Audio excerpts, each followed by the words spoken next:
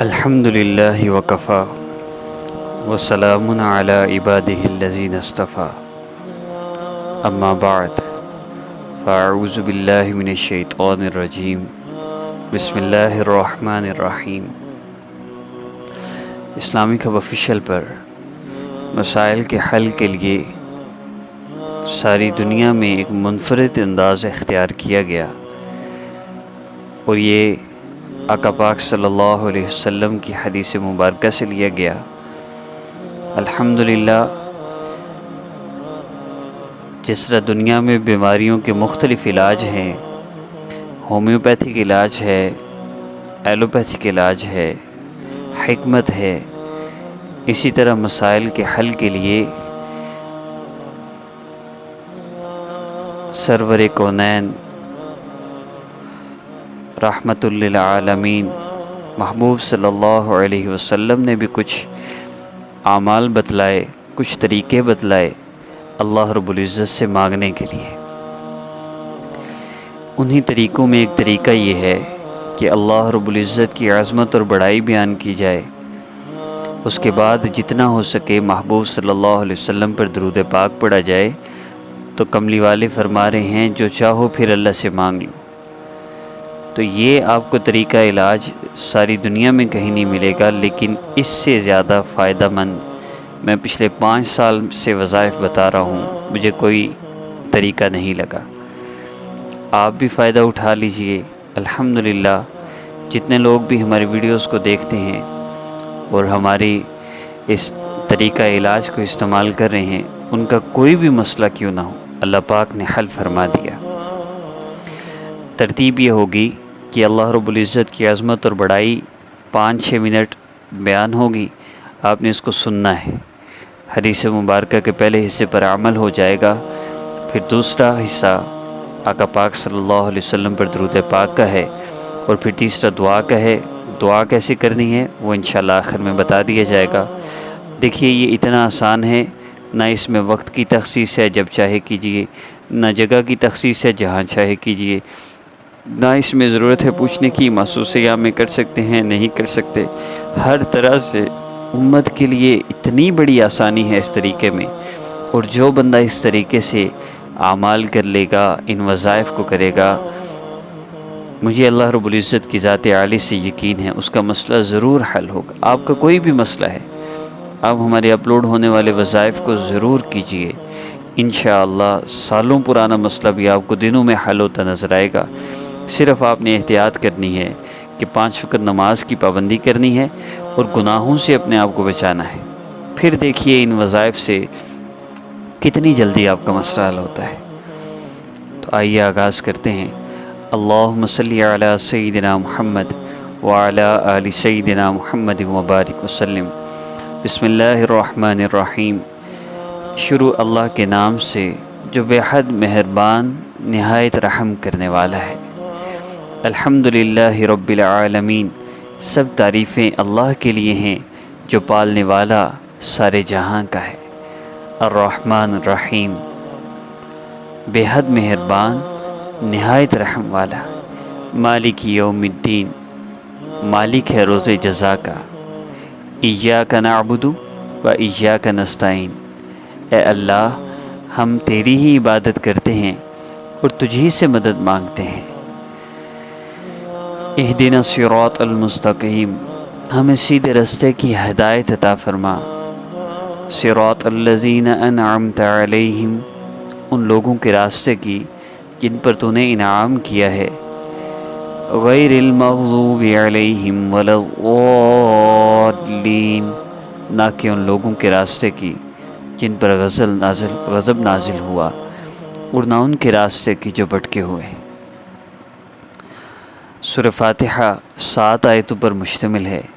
اس میں پہلی 3 آیات میں اللہ تعالیٰ کی حمد و ثنا ہے، اور آخری 3 آیتوں میں انسان کی طرف سے دعا و درخواست کا مضمون ہے، جو رب العزت نے اپنی رحمت سے خود ہی انسان کو سکھایا ہے۔ اور درمیانی ایک آیت میں دونوں چیزیں مشترک ہیں، کچھ حمد و ثنا کا پہلو ہے، کچھ دعا و درخواست کا حق۔ صحیح مسلم میں حضرت ابو ہریرہ رضی اللہ تعالیٰ عنہ سے منقول ہے کہ رسول کریم صلی اللہ علیہ وسلم نے فرمایا کہ حق تعالی شانہ نے فرمایا ہے کہ نماز یعنی سورہ فاتحہ میرے اور میرے بندے کے درمیان دو حصوں میں تقسیم کی گئی، نصف میرے لیے ہے اور نصف میرے بندے کے لیے ہے، اور جو کچھ میرا بندہ مانگتا ہے وہ اس کو دیا جائے گا۔ پھر رسول اللہ صلی اللہ علیہ وسلم نے فرمایا کہ بندہ جب کہتا ہے الحمدللہ رب العالمین تو اللہ تعالیٰ فرماتے ہیں حمدنی عبدی، میرے بندے نے میری حمد کی۔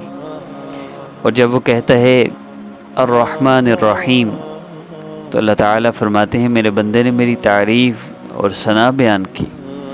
اور جب بندہ کہتا ہے مالک یوم الدین تو اللہ تعالیٰ فرماتے ہیں میرے بندے نے میری بزرگی بیان کی۔ اور جب بندہ کہتا ہے ایاک نعبد و ایاک نستعین تو اللہ تعالیٰ فرماتے ہیں کہ یہ آیت میرے اور میرے بندے کے درمیان مشترک ہے، کیونکہ اس میں ایک پہلو حق تعالی شانہ کی حمد و ثنا کا ہے اور دوسرا پہلو بندے کی دعا و درخواست کا ہے۔ اس کے ساتھ یہ بھی ارشاد ہوا کہ میرے بندے کو وہ چیز ملے گی جو اس نے مانگی۔ پھر جب بندہ کہتا ہے اہدنا الصراط المستقیم سے لے کر آخر تک تو حق تعالی شانہ ارشاد فرماتے ہیں کہ یہ سب میرے بندے کے لیے ہے اور اس کو وہ چیز ملے گی جو اس نے مانگی۔ اللہ اکبر کبیرہ، الحمدللہ کے معنی ہیں سب تعریفیں اللہ ہی کے لیے ہیں، یعنی دنیا میں جہاں کہیں کسی چیز کی تعریف کی جاتی ہے وہ در حقیقت اللہ تعالیٰ ہی کی تعریف ہے، کیونکہ اس جہان رنگ و بو میں جہاں ہزاروں حسین مناظر اور لاکھوں دلکش نظارے اور کروڑوں نفع بخش چیزیں انسان کے دامن دل کو ہر وقت اپنی طرف کھینچتی رہتی ہیں اور اپنی تعریف پر مجبور کرتی ہیں، اگر ذرا نظر کو گہرا کیا جائے تو ان سب چیزوں کے پردے میں ایک ہی دست قدرت کار فرما نظر آتا ہے۔ اور دنیا میں جہاں کہیں کسی چیز کی تعریف کی جاتی ہے اس کی حقیقت اس سے زیادہ نہیں، جیسے کسی نقش و نگار یا تصویر کی یا کسی صنعت کی تعریف کی جائے کہ یہ سب تعریفیں در حقیقت نقاش اور مصور کی یضاع کی ہوتی ہیں۔ اس جملے نے کثرتوں کے تلاطم میں پھنسے ہوئے انسان کے سامنے ایک حقیقت کا دروازہ کھول کر یہ دکھلا دیا کہ یہ ساری کثرتیں ایک ہی وحدت سے مربوط ہیں اور ساری تعریفیں در حقیقت اسی ایک قادر مطلق کے ہیں۔ ان کو کسی دوسرے کی تعریف سمجھنا نظر و بصیرت کی کوتاہی ہے، اور یہ ظاہر ہے کہ جب ساری کائنات میں لائق حمد در حقیقت ایک ہی ذات ہے تو عبادت کے مستحق بھی وہی ذات ہے۔ اس سے معلوم ہوا کہ الحمدللہ اگرچہ حمد و ثنا کے لیے لایا گیا ہے، لیکن اس زمن میں ایک معجزانہ انداز سے مخلوقات کو مخلوق پرستی کی بنیاد ختم کی گئی ہے۔ اللہ رب العزت کی طرف توجہ ہے کہ حمد کی نسبت صرف تیری طرف درست ہے، کوئی جس دروازے پر بھی چلا جائے وہ تیرے ہی دروازے پر ہے۔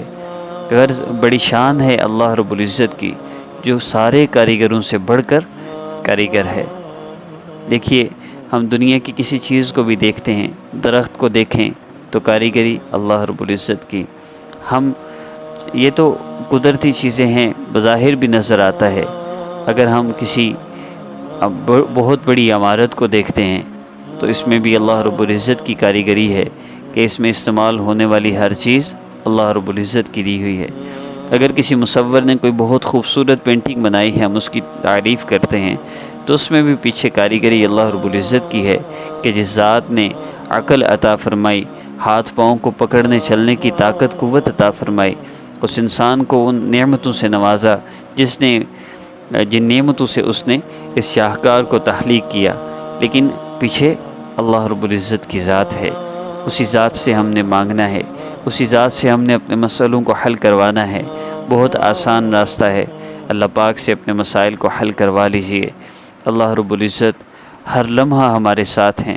اب دیکھیے نا، نماز میں ہم الحمدللہ رب العالمین الرحمن الرحیم پڑھے ہوتے ہیں، لیکن ہمیں خیال ہی نہیں ہوتا، اللہ پاک ہمارے ہر جملے پر جواب دے رہے ہوتے ہیں، لیکن ہمیں خیال نہیں ہوتا کہ اللہ رب العزت ہمارے اتنے قریب ہیں، ہمارا دھیان کہیں اور ہوتا ہے۔